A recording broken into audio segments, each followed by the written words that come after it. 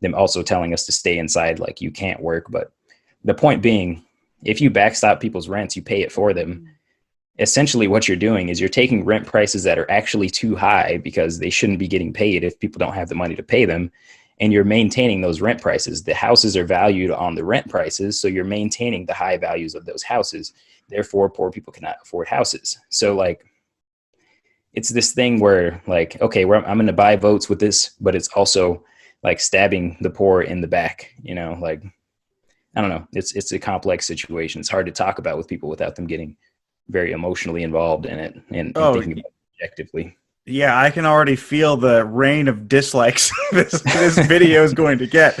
But the thing is, I don't think there's not a whole lot of people that are being real about this topic. And this is like, people need to hear this because you're absolutely right. You're a successful guy. You're a very intelligent guy.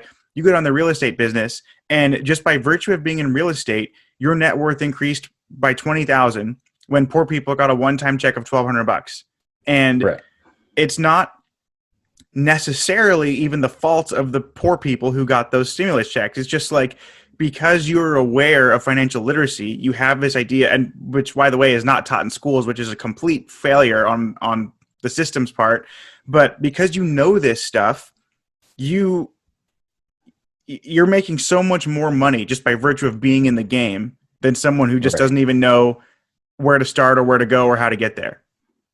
Exactly. And I think I've given this in a video before, this analogy. It's almost like if you knew there was like a golden waterfall, just right over there, right? And just because you know that, you go hold a bucket under it, and you're not very smart. You don't have to be very smart. Just literally because somebody said, hey, go stand over there. You just made 20 grand, right? Like, I didn't have any money to buy the house. By the way, you can get a USDA loan. I'm sure you know about this. I'm talking to the people right now, obviously, but there's ways to get into a house for very little to no money down. I have a video about 11 ways to get into a house for very little to no money down. Literally, if you would go stand under that waterfall of gold, you would catch some. And it's not rocket science. Like, I will be the first person to say that I'm not very like highly intelligent, like Ben Shapiro, like I'm not that encyclopedia brain type dude, but it's literally as easy as just saying, hey, go stand over there and you'll make more money. Like, okay, I will. That's it.